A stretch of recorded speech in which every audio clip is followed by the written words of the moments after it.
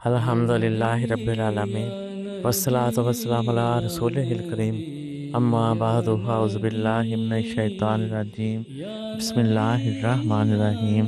ارشاد باری تعالیٰ ہے، اے ایمان والو، تم پر روزہ اس طرح فرض کر دیا گیا ہے جس طرح تم سے پہلے لوگوں پر فرض تھا، تاکہ تم متقی اللہ سے ڈرنے والے بن جاؤ۔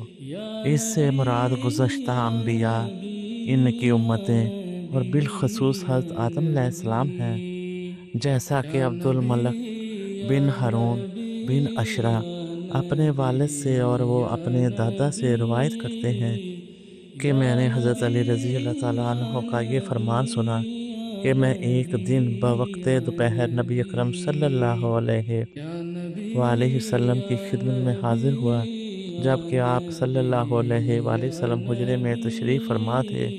میں نے سلام عرض کی، آپ صلی اللہ علیہ وآلہ وسلم نے جواب دے کر فرمایا، علی، جبرائیل تمہیں سلام کر رہے ہیں۔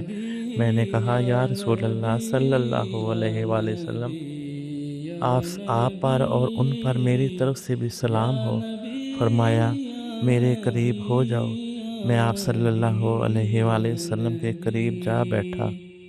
فرمایا، علی، جبریل تم سے کہتے ہیں کہ ہر ماہ کے 3 روزے رکھا کرو۔ پہلے روزے کا ثواب 10,000 سال کے روزوں کے برابر، دوسرے کا 30,000 سال کے برابر اور تیسرے کا 1,00,000 سال کے روزوں کے برابر ثواب ہوگا۔ میں نے کہا، یا رسول اللہ صلی اللہ علیہ وآلہ وسلم، کیا یہ ثواب میرے لیے مخصوص ہے یا تمام لوگوں کے لیے؟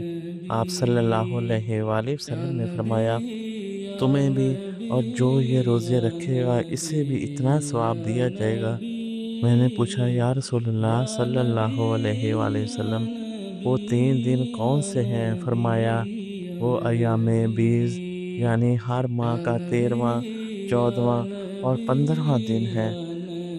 اشرا فرماتے ہیں کہ میں نے حضرت مولا علی رضی اللہ تعالیٰ عنہ سے پوچھا کہ ان دنوں کو بیض، سفید کیوں کہتے ہیں؟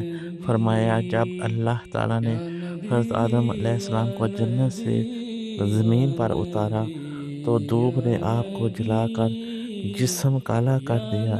پھر ان کے پاس جبریل علیہ السلام تشریف لائے اور عرض کی، اے آدم علیہ السلام، کیا آپ جسم کو سفید کرنا پسند کرتے ہیں؟ فرمایا، ہاں۔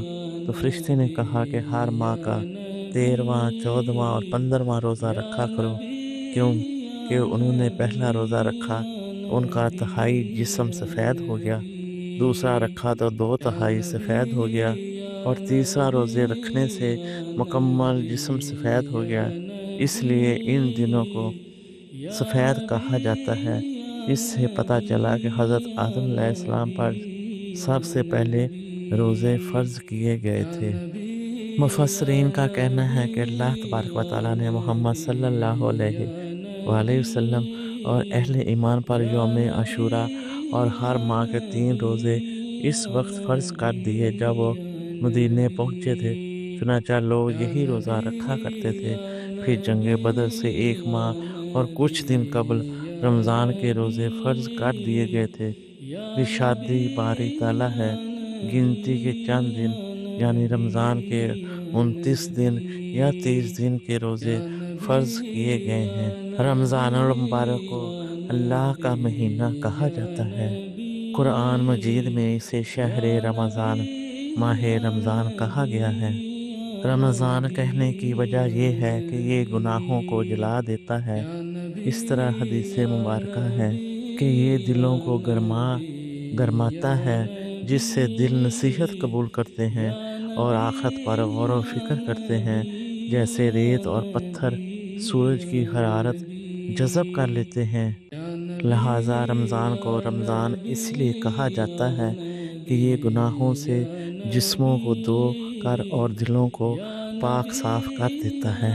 اللہ تبارک و تعالیٰ سے دعا ہے کہ اللہ تبارک و تعالیٰ تمام امت مصطفیٰ کو